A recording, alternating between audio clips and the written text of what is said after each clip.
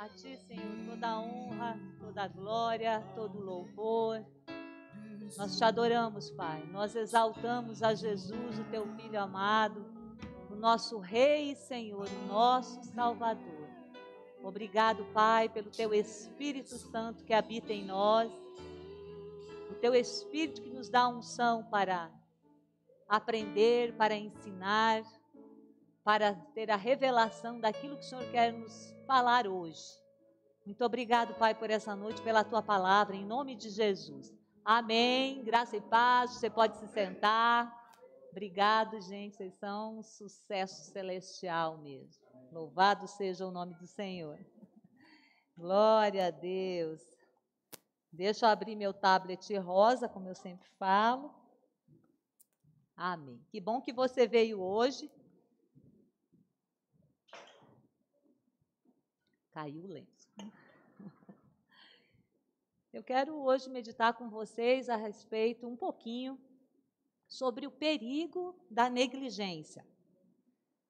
Para quem não sabe o que é negligência, porque às vezes a gente ouve algumas palavras, mas a gente de fato não entende qual é o sentido dessa palavra, né? Isso me chamou a atenção porque lendo a minha Bíblia, e eu li um versículo em Hebreus 2:1, e o subtítulo dele dizia: o perigo da negligência. E diz assim esse versículo: por esta razão, importa que nos apeguemos com mais firmeza às verdades ouvidas, para que delas jamais nos desviemos. Então ele está falando a respeito do quê? Que negligência é essa? E o que é negligência em primeiro lugar? Negligência é uma falta de cuidado, é uma falta de atenção, um desleixo ou uma omissão também de fazer ou de agir. Então o autor aqui fala: por esta razão, importa que nos apeguemos com mais firmeza às verdades. Ele falou por esta razão. Qual era a razão que ele estava falando? Aí nesse primeiro capítulo de Hebreus, ele fala de Jesus Cristo, a gente conhece bem, né?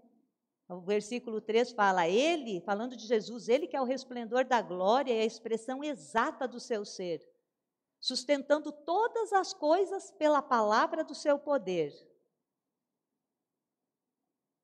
Depois de ter feito a purificação dos pecados, assentou-se à direita da majestade nas alturas. Está meio poético aqui, mas trocando em miúdos o que ele quis dizer.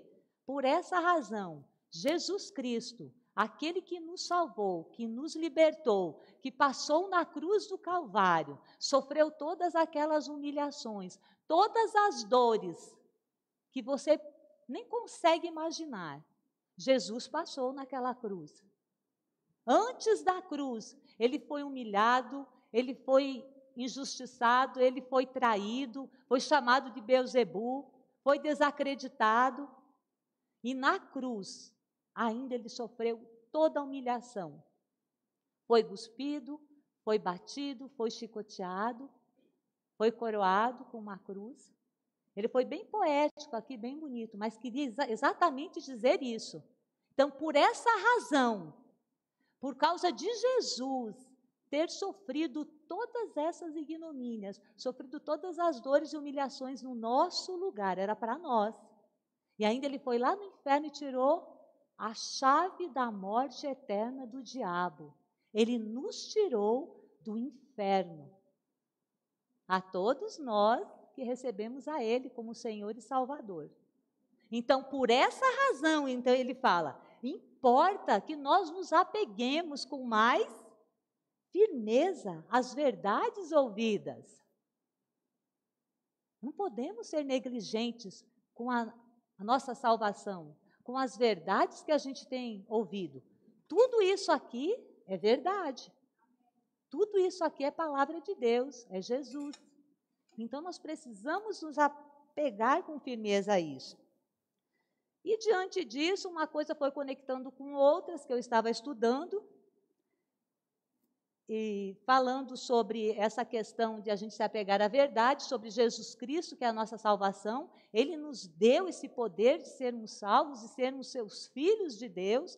Então, nós não somos mais homens naturais, nós somos homens espirituais, porque nós nascemos de novo, o Espírito Santo passou a habitar dentro de nós, imediatamente, assim quando a gente confessou a Jesus, ele está em nós. Aí Gálatas também fala um pouco disso.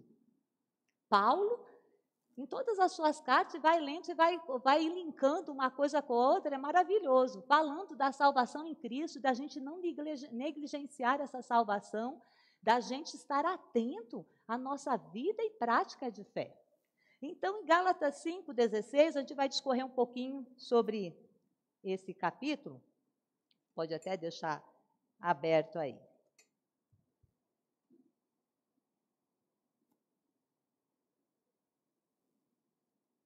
No 16, digo, porém, andai no Espírito, e jamais, olha outro de novo, jamais satisfareis a concupiscência da carne.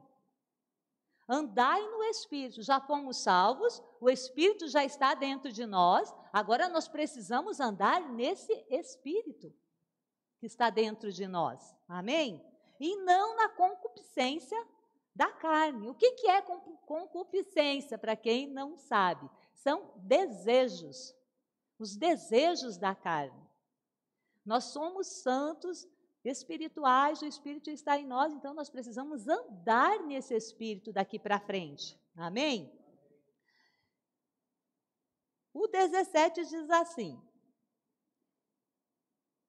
porque a carne milita contra o Espírito, e o Espírito contra a carne, porque são opostos entre si, para que não façais o que porventura seja do vosso querer.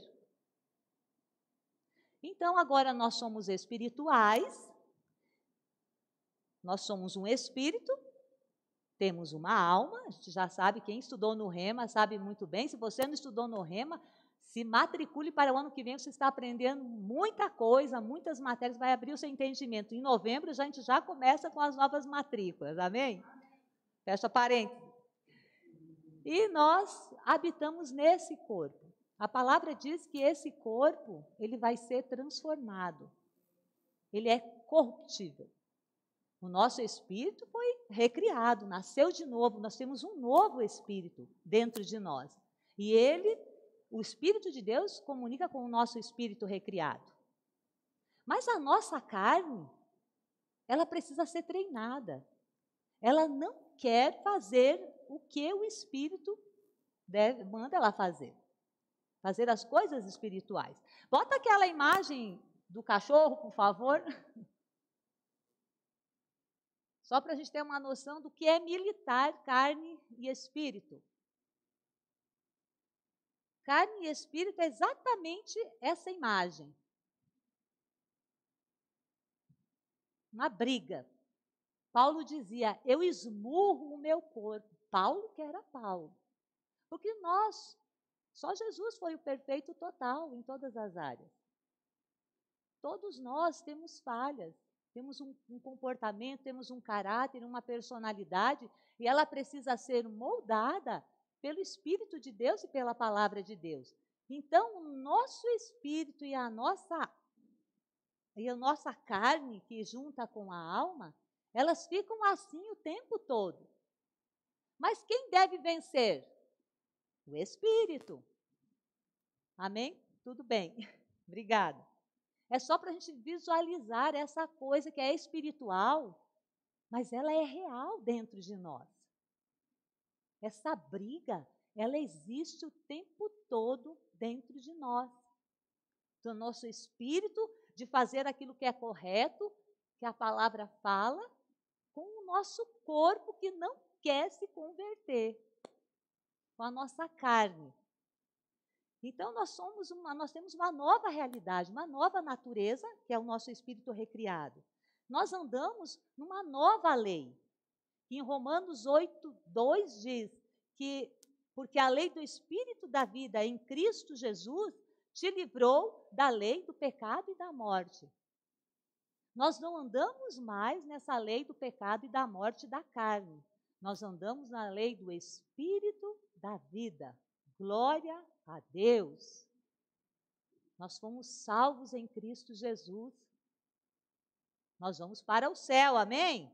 Aleluia. Mas enquanto aqui nesta terra, nós temos essa guerra interior que é o espírito com a carne. E nós precisamos vencer ela sempre, dominar essa carne sempre. E nessa nova lei, até vou ler esse outro aqui em Gálatas 5, só com a tua Bíblia aberta, 5:1. Jesus, Paulo falando ainda dessa liberdade. Para a liberdade foi que Cristo nos libertou. Permanecei, pois, firmes e não vos submetais de novo ao jugo da escravidão. Quando nós éramos do mundo ou não tínhamos nascido de novo, nós estávamos debaixo da escravidão do pecado, da lei, do pecado e da morte. E Paulo, nessa carta dos Gálatas, ele vem falando para o povo, porque os Gálatas, eles eram uma igreja, eles estavam salvos, mas de repente começaram a dar ocasião para a carne. Já queriam se circuncidar, queriam andar nas práticas, velhas práticas antes de Cristo, e ele começou a bater contundentemente ali. Gente, ó insensatos Gálatas, quem que está desviando vocês do caminho, pelo amor de Deus? Gente, foi Cristo que morreu por você. Foi Ele que se sacrificou, passou naquela cruz horrenda, aquela morte horrorosa. Sofreu toda a humilhação. E vocês estão de novo voltando para o pecado? Não é possível. Contextualizando minha versão de Paulo, com os Gálatas, que eu acho que ele devia estar assim bem indignado com essa situação. E é como nós devemos ficar conosco mesmo, indignados com essa carninha que ela não quer muitas vezes obedecer à palavra. Então, nós temos que entrar com firmeza nessas verdades que a gente está ouvindo. Amém? E falando dessa liberdade, desse Espírito que entrou em nós, o Espírito Santo de Deus, ele carrega consigo, quando a gente nasceu de novo, ele trouxe consigo em nós uma semente. Vai lá em 1 Pedro 1:23, abre lá para nós.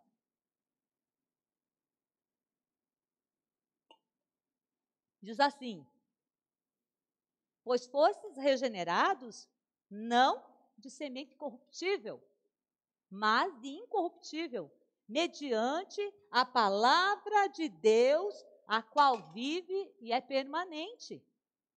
Olha, Pedro está falando as mesmas coisas.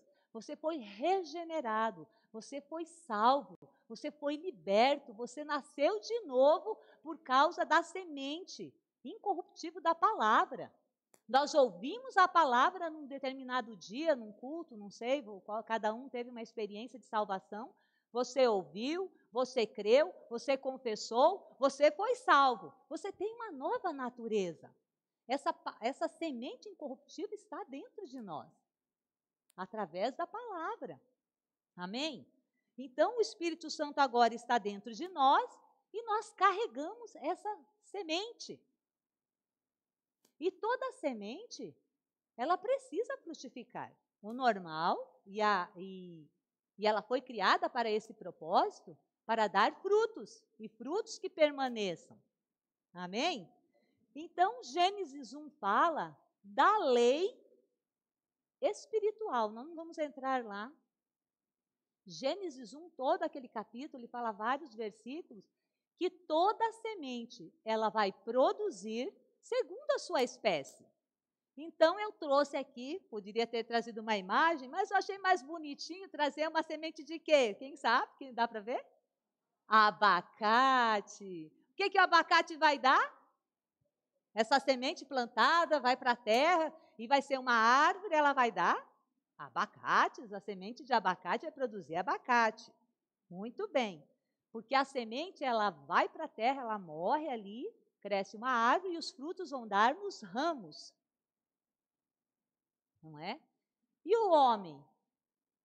O homem também tem uma semente, que são o espermatozoide, o óvulo, essa é uma semente. Inclusive, vem daí o nome latino, não vou entrar nessa área. O que o ser humano vai gerar? Ser humano. Muito bem. O ser humano vai produzir segundo a sua espécie, ser humano. O abacate vai produzir segundo a sua espécie, abacate, a mangueira, manga. E a semente de Deus? Vai produzir o Espírito, a natureza divina em nós. Nós temos agora o DNA de Deus dentro de nós. A semente de Deus está em nós. Essa semente, ela também precisa frutificar. É a semente incorruptível. Amém? Vai lá para João, 1 João 3,9, só para a gente conferir essa palavra que a gente está falando. É Pedro, é João, é Hebreus, é Gálatas. A gente vai linkando todo mundo falando a mesma coisa, da salvação em Cristo e desse poder e dessa responsabilidade que nós temos em viver o cristianismo, uma vida de santidade, representando a imagem de Deus, reproduzindo ou produzindo, essa semente foi implantada em nós. Diz lá 1 João 3,9, todo aquele que é nascido de Deus não vive na prática do pecado, pois o que permanece nele é a divina semente. Ora, esse não pode viver pecando, porque ele é nascido de Deus. Então, a semente de Deus, o DNA de Deus que está em nós, nos fez novas criaturas e agora nós vivemos uma vida de santidade, de graça, de misericórdia. Nós vamos produzir segundo a espécie dessa semente. A espécie dessa semente é natureza de Deus, é santidade, é pureza, é o fruto do Espírito. Amém? Seguindo ainda ali em Gálatas, só para a gente fazer o comparativo, existe o fruto do Espírito e existe as obras da carne. Essas obras que é essa carne tão linda que a gente cuida tanto, a gente vai para a academia e a gente toma suplemento e a gente malha para ter saúde, para ela ficar em forma, porque ele diz que a gente tem que cuidar de corpo, alma e espírito, porque se esse corpo não estiver saudável e bom para que essa voz saia, a palavra não vai alcançar as pessoas. Mas essa carne com essa alma, elas querem sempre digladiar, brigar com o Espírito. E quais são essas obras da carne, para a gente entender e lembrar? 5,19.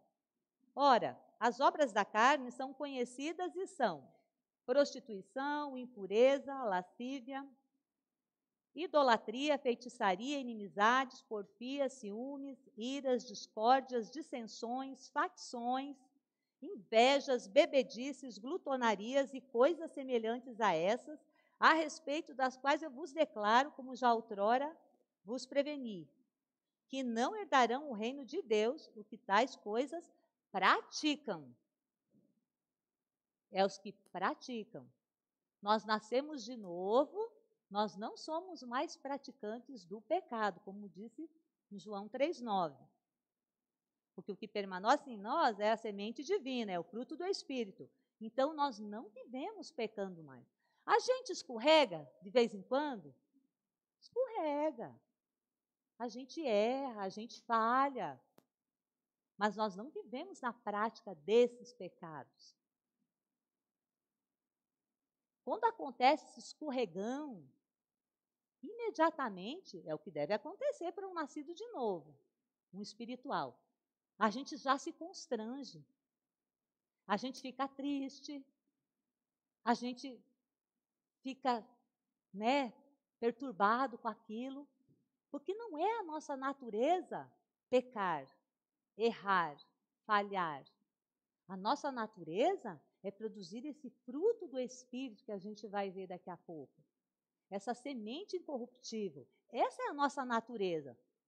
Você já pensou esse semente de abacate a gente plantar e de repente nascer a manga?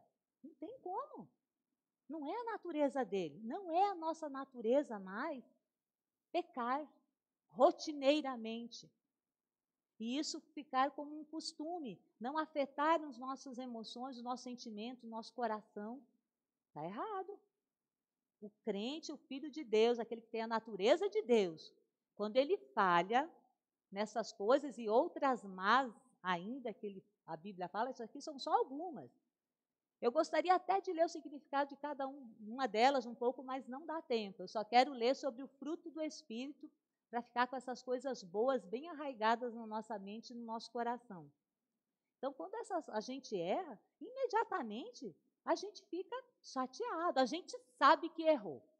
Agora, se isso fica uma prática, a nossa mente vai ficando cauterizada. Daí tu faz uma vez, faz outra.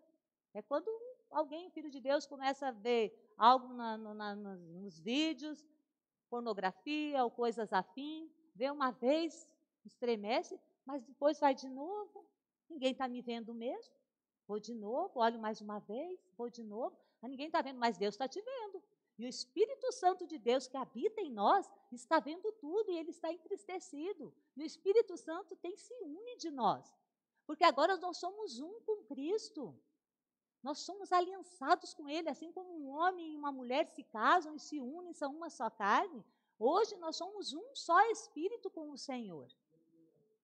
E o Espírito Santo, ele se entristece quando a gente permanece no erro. Ele se entristece, a gente erra, mas se a gente permanecer, o que é pior, seja numa briga, num rancor, numa mágoa, numa falta de perdão, se a gente permanecer nessas coisas, nós estamos ficando com a mente cauterizada. Nós precisamos ficar incomodados, entristecidos, quando a gente não perdoou pessoas, quando a gente não resolveu uma situação, quando a gente foi rude, grosseiro, e não reconheceu o que foi. Você está achando que está tudo normal ser assim? Sua mente está ficando cauterizada. Precisa se colocar diante do Senhor, pedir perdão a Ele, dizer, Senhor, não quero ficar assim, não quero ser duro de coração. Eu quero estar com o meu coração bem molinho, bem facinho. Eu quero estar bem atento ao Teu Espírito, quero ser tocado, transformado, quebrantado. Todas as vezes que eu errar, Espírito Santo, mexe comigo, me mostra. Não me deixe, porque eu não quero perder a minha salvação. Porque se essas coisas ficam rotineiras, ele falou ali, não herdarão o reino de Deus os que tais coisas praticam. Não foi, ele não falou de matar só, não. Ah, amor, matou. Não foi só isso. Falou de inveja, de idolatria. Idolatria pode ser qualquer coisa, pode ser o teu marido, teu filho, tua esposa, teu ministério, seus talentos. Não é só uma imagem de escultura. Seu trabalho, seu corpo, fitness. Tem gente que idolatra. Comida. Essas coisas precisam ser avaliadas dentro de nós, para que a gente não caia nesse erro. De a gente se manter firme na palavra e jamais nos desviar daquilo que a gente tem ouvido. Amém?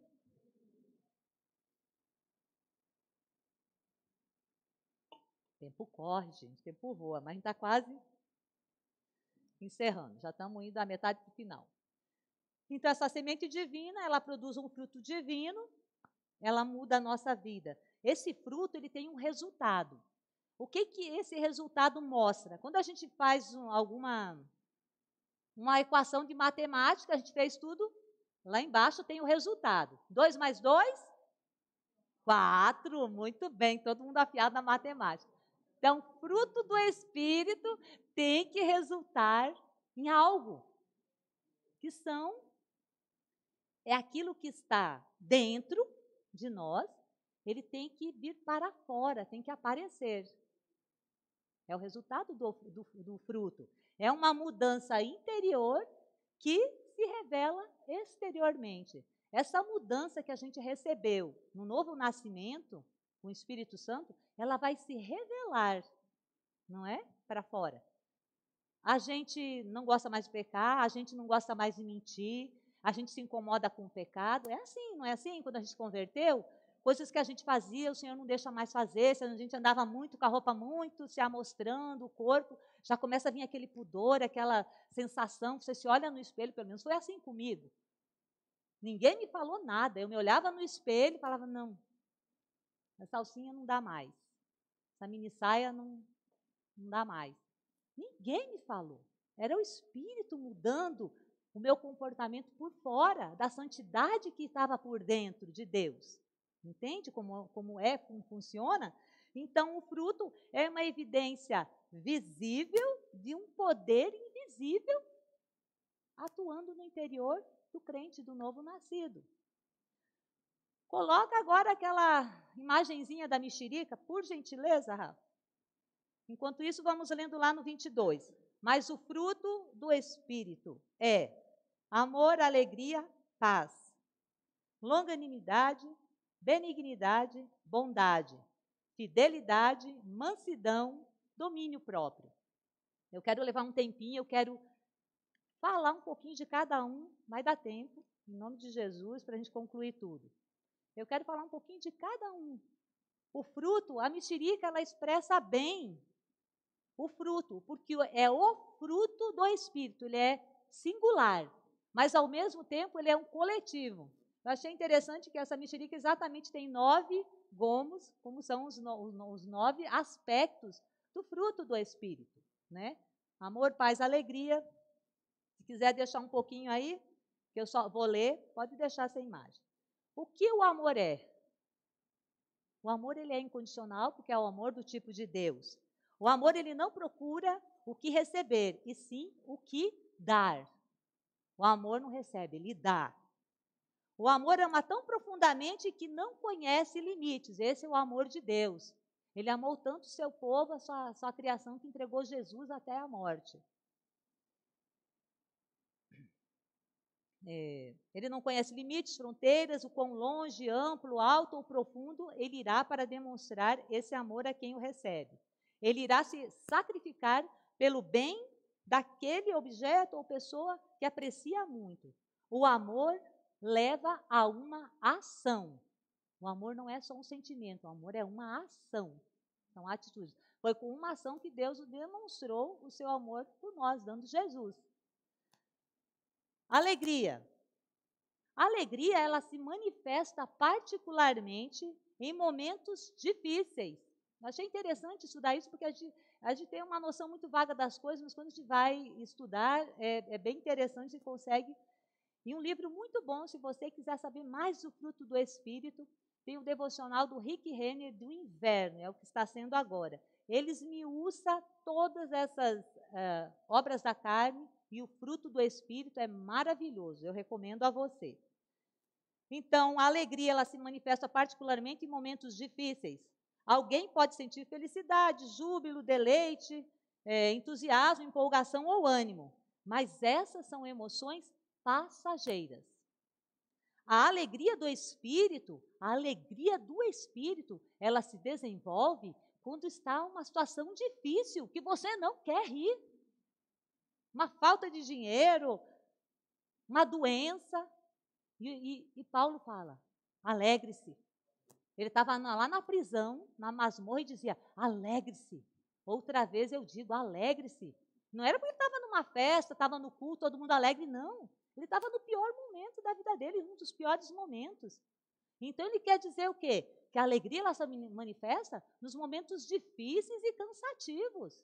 É aí que a gente tem que se alegrar. Porque Deus está conosco e Ele vai nos dar o livramento em tudo aquilo que a gente precisa, no tempo certo. Amém? Então, ela não se baseia, a alegria do Espírito não se baseia em eventos externos. É a alegria do Espírito nos momentos difíceis. A paz. A paz expressa uma ideia de totalidade, plenitude, tranquilidade na alma. A paz, ela não é afetada também por circunstâncias e opressões externas. Ela é um domínio da ordem em lugar do caos. É ser dominado pela paz, ela te dá uma estabilidade interna. Você está passando uma pressão, uma situação terrível. no seu trabalho, na sua família, seja o que for. Está feio o negócio, mas aquela paz do Espírito Santo em você te deixa equilibrado, confiante. Você não vai brigar, você não vai xingar, você não vai virar a mesa, não vai chutar o balde, de jeito nenhum. Porque você tem essa paz que te estabiliza, que te deixa firme, centrado no Senhor. Essa é a paz do Espírito.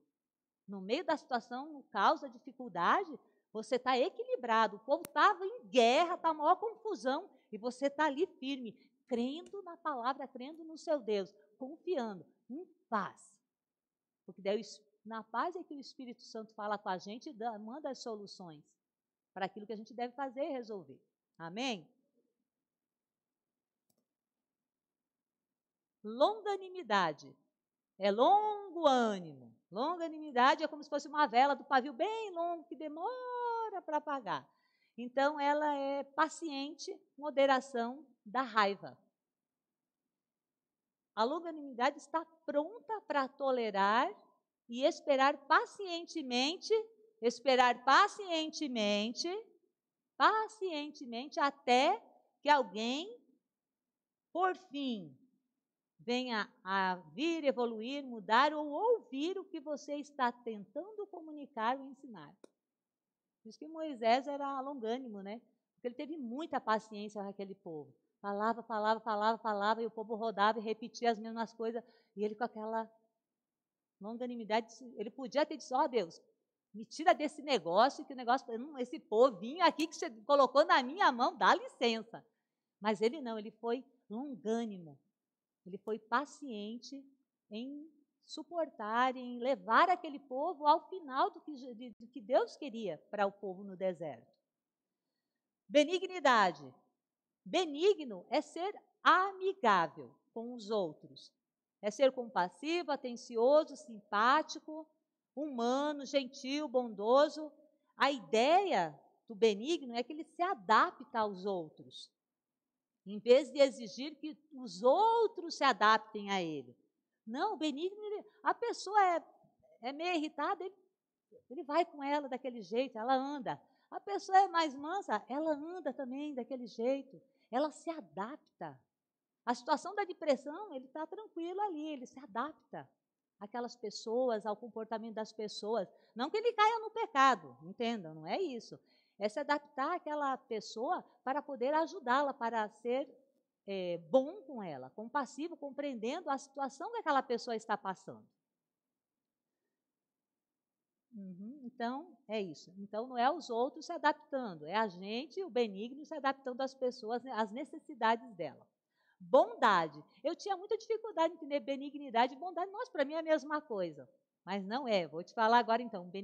Benignidade é a pessoa ser amigável, compassiva, se adaptar ao outro para poder ajudar. A bondade é outra coisa, é ser bom para alguém. É uma pessoa generosa, de grande coração, liberal e caridosa, com suas finanças. Amém? Então, ela é uma pessoa ofertante, é uma pessoa bondosa. Você viu como é diferente do benigno? Então, ela satisfaz necessidades físicas de outros, que é um ato de bondade. Ela sempre está ajudando com coisas, com finanças ou com atitudes também. Fidelidade, pessoa fiel, confiável, leal e firme. Ela retrata uma pessoa que é devotada, ela é fidedigna, ela é dedicada, ela é constante, ela é inabalável. A pessoa fiel, ela é inabalável. Nós somos fiéis a Deus, então nós temos que nos manter inabaláveis às promessas do Senhor, à palavra. Amém? Então, é um comportamento imutável, é Deus purinho. Não é Deus não é fiel? A palavra diz que Ele é Deus, é amor, e Deus é fiel. Ele é imutável, Ele não muda de forma nenhuma, Ele nunca mudou, desde o primeiro dia do mundo até o último dia, que nunca vai existir, do início ao fim, Ele é imutável. Aquilo que Ele fala não muda, Ele permanece bom, Ele permanece amor, Ele permanece bondoso, Ele é fiel, e assim deve ser as pessoas infiéis naquilo que elas fazem. Na sua igreja, na sua família, nós não podemos ser infiéis na nossa casa, com os nossos cônjuges, com os nossos filhos, com a nossa igreja, com a nossa fé, nosso pastor. Nós precisamos ser fiéis aos nossos líderes, no nosso trabalho. Não pode estar mudando para lá, para cá, pensando assim, pensando diferente. Não. A gente tem que ser sempre, cumprir sempre aqueles compromissos que a gente tem, ser fiel naquilo que a gente fala, naquilo que a gente se compromete. Mansidão é uma atitude ou comportamento de pessoa tolerante, paciente e tardia em irar. A pessoa mansa, ela não se ira com facilidade. Nunca se ira, na verdade. É alguém que permanece no controle de si mesma. Achei legal isso. A pessoa mansa, ela mantém o controle de si mesma. Diante de insultos, de ofensas, isso não é fraqueza, é um controle que ela tem. Ela está sofrendo ali situação, ofensa, mas ela está, calada, controlada, porque ela é mansa e é um fruto do Espírito. Ela não abre a boca e já vai revidando, falando e os trocadilhos de tudo. Não. A pessoa mansa, ela se controla. Ela vai falar sim, no momento certo, na hora certa, as coisas certas. Essa é a pessoa mansa. Ela não é porque ela é fraca, ela vai ficar calada, escutando tudo, dando pedrada, não. Ela está ali, tranquila, esperando de Deus. Mansa, porque o manso não vai gerar mais brigas e mais confusões. O manso, ele apaga o fogo. Ele não vai acender fogo para fazer confusão e queimar o circo todo. Amém? O manso tem uma característica. Um manso que tem esse do fruto do Espírito. O seu semblante, a sua cara, ela acalma a situação. Vocês já tiveram experiência com isso? De pessoas que estão ali no meio, na confusão, e você olha para ela, está serena, mansa, calma. Ela acalma até o burburinho, a confusão, porque ela está equilibrada ali, mansa naquela situação. Amém? Domínio próprio é um poder sobre si mesmo. Domínio próprio é você dominar você mesmo. É o controle ou contenção das suas paixões, dos seus apetites e dos seus desejos. É ser capaz de dizer não a qualquer tipo de excesso no reino físico. Isso é o domínio próprio, esse fruto do domínio próprio. Você diz não para o pecado. Você diz não para essa carne que quer brigar com o Espírito. Esse domínio próprio é o que nos faz vencer aquela briga ali dos cães. Esse domínio próprio não vai nos deixar levar pelas coisas do mundo. Porque você vai dominar a sua carne. Você vai dizer não. Carne, não. Porque a carne, o que ela gosta, a carninha? A carne gosta, gente, de ficar à toa. Ela gosta só de diversão, de entretenimento, de prazer, de comer, de passear, de ficar preguiçando, de ficar à toa. A carne.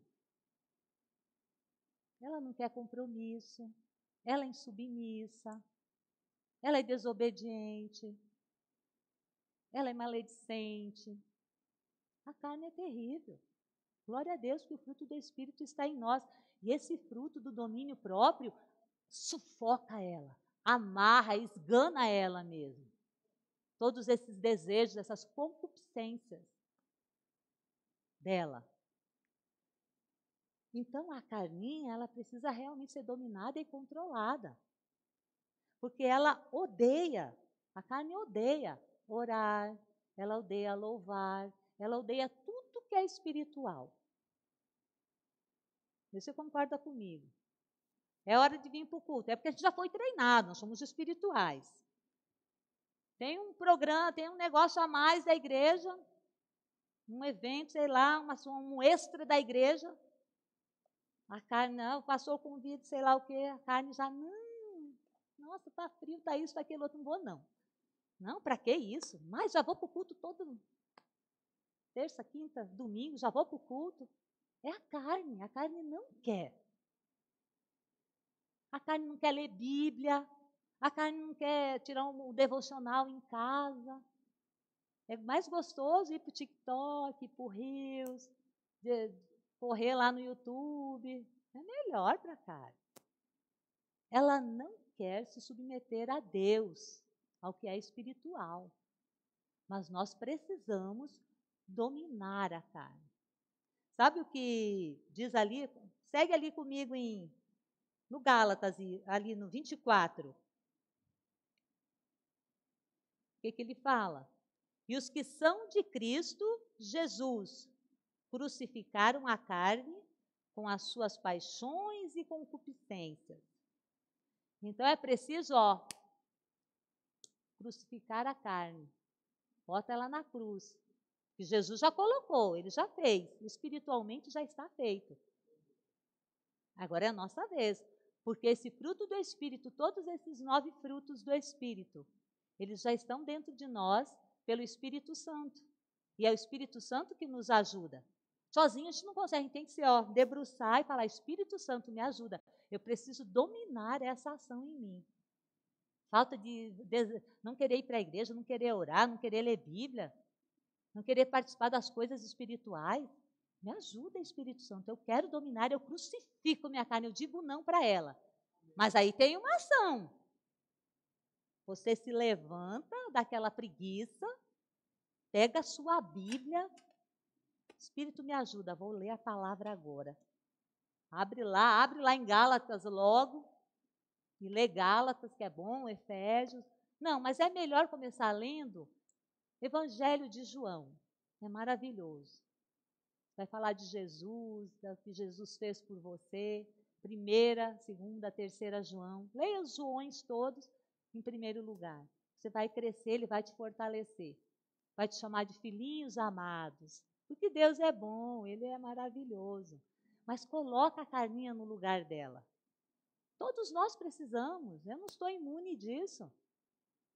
É aqueles 2 cachorros todos os dias. Tem tempos que está muito bom. Tem tempos que a gente fica com preguiça mesmo. Ai, meu Deus, não vou ler. Eu gosto de orar de manhã cedo, bem cedo, primeira coisa, 6 horas. Esses dias de frio está sendo uma guerra.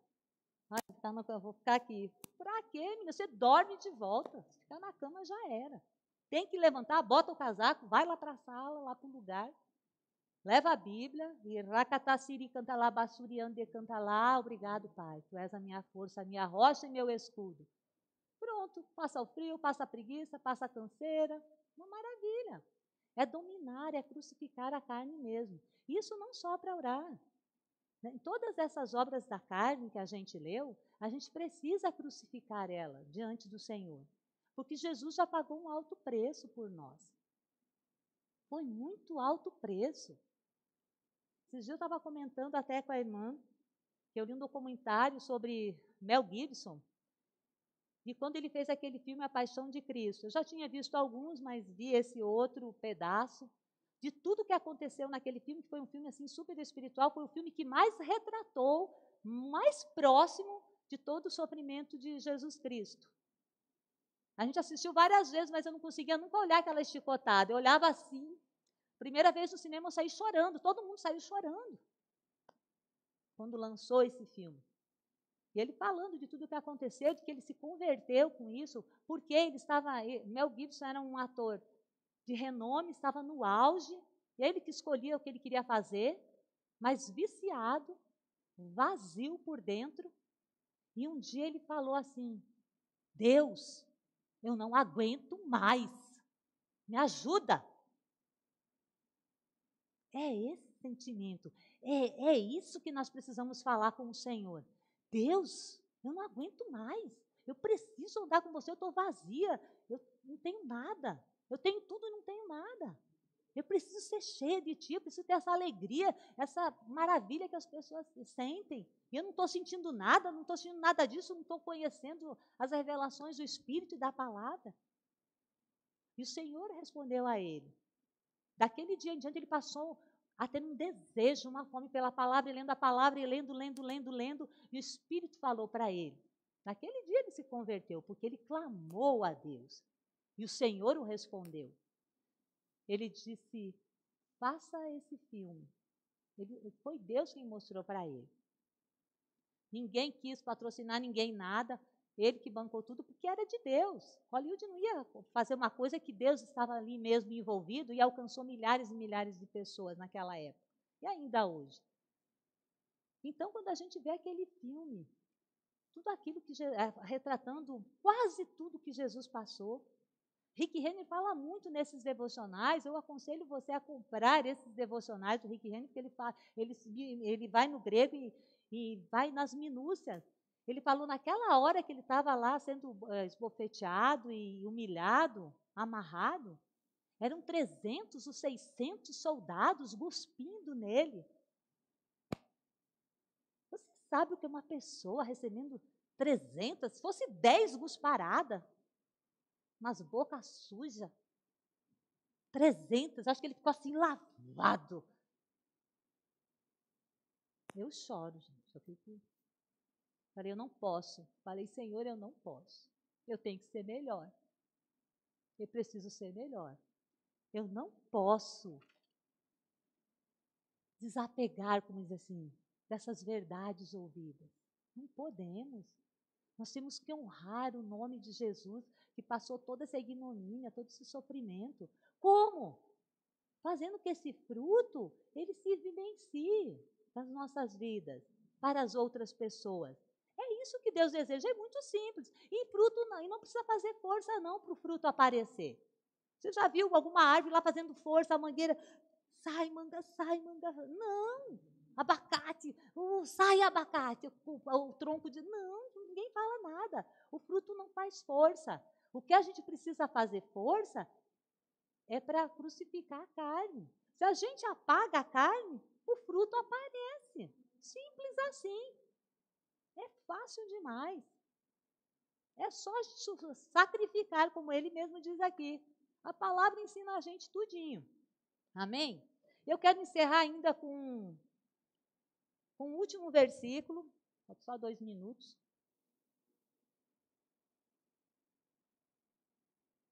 Ali em Gálatas mesmo, versículo 6, 7 e 8. Não vos enganeis, de Deus não se zomba, pois aquilo que o homem semear, isso também ceifará. Porque o que semeia para a sua própria carne, da carne colherá corrupção. Mas o que semeia para o Espírito, do Espírito colherá vida eterna.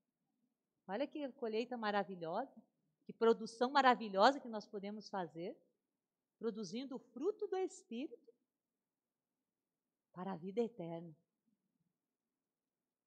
A semeadura na carne, no pecado, ela também é eterna, para o inferno.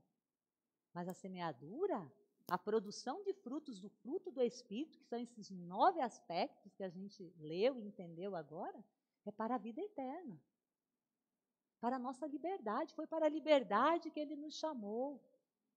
Nossa, é tão bom andar em paz com todos, andar em paz com Deus, em amor. Você anda leve, tranquilo, você anda em perdão, você não guarda rancor, não guarda mágoa, não pensa mal de ninguém.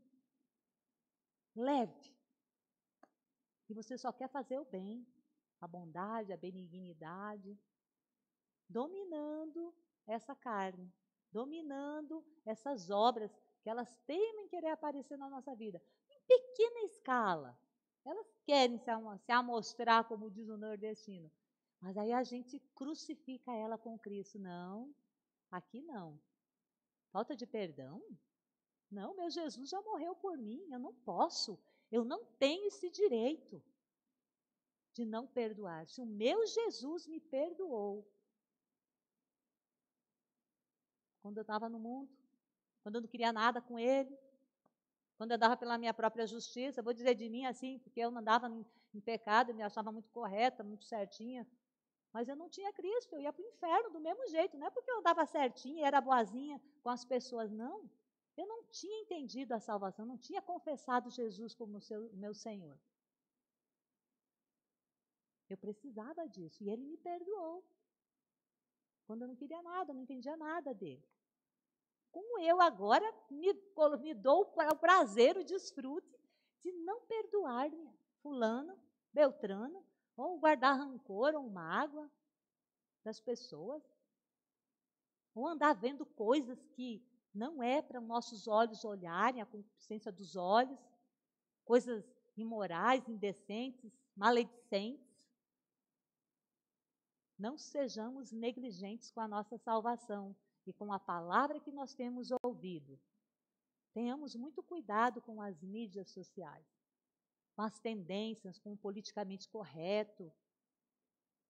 Aqui está todo o nosso manual de vida. É aqui que a gente tem que se alinhar e se converter ao Senhor. Fora daqui, disse Paulo, é anátema. Amém? Ai, Pai, nós te damos graças, porque essa não é uma palavra de condenação. Não, a tua palavra não nos condena. E quem nos condena é o nosso próprio espírito, a nossa consciência. A tua palavra, Pai, ela nos traz liberdade, ela nos traz vida e vida em abundância. Pai, nós te agradecemos tanto, Pai, pela tua palavra, que ela é viva e eficaz. Eu oro, Pai, para que essa palavra continue trazendo vida dentro de mim e traga vida e produza bons frutos na vida de cada um dos meus irmãos que hoje estão ouvindo ou que irão ouvir através do YouTube, Pai, essa mensagem, que ela alcance, Pai, o coração das pessoas e ela traga verdadeiramente essa vida eterna, esse desejo de estar contigo, de viver para ti, Pai, de viver uma vida produzindo frutos para a eternidade. Pai, nós te louvamos, nós te adoramos, porque tu és bom, porque você entregou o seu melhor, nosso amado Jesus, para que nós fôssemos livres da escravidão do pecado e da morte eterna. Muito obrigado, Senhor, em nome de Jesus. Amém. Você tem alguém aqui hoje